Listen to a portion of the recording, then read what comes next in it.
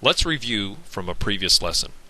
The equation for angular momentum is L is equal to I times omega, where L is the angular momentum in kilogram meters squared per second, I is the moment of inertia in kilogram meters squared, and omega is the angular speed in radians per second.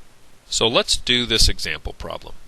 We have a man who sits a certain distance from the axis of a spinning wooden plank that has a mass of 95 kilograms and a length of 7.8 meters. The axis goes through the center, so the axis is 3.9 meters from each end, and the plank is spinning at 1.3 radians per second. And our task is to find the magnitude of the angular momentum of this system. So we're going to start out with the equation for angular momentum. Omega we know because omega is right here, 1.3 radians per second, so that's going to be this term.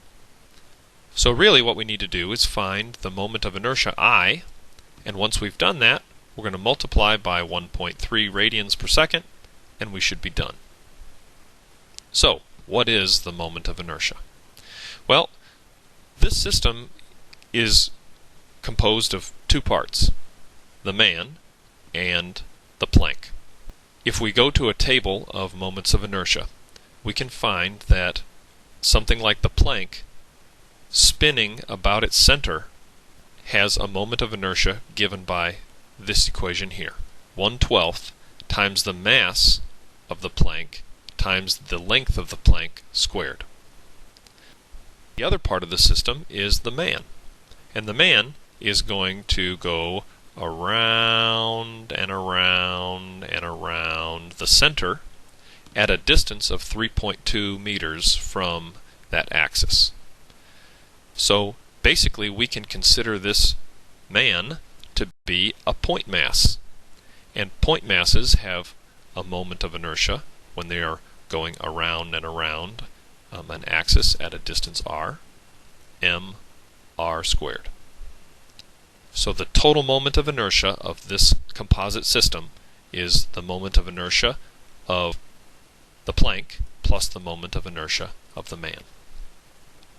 I'm sorry, but I don't have enough space on the slide to show you the work for that, but I trust that you can plug in 1/12 times the mass of the plank, which would be 95, times the length of the plank squared, which is 7.8 squared.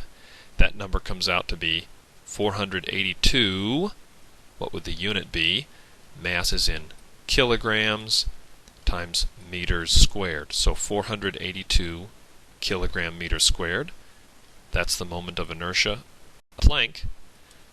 And the man, considered to be a point mass, has the moment of inertia 68 times 3.2 squared, 696 kilogram meters squared.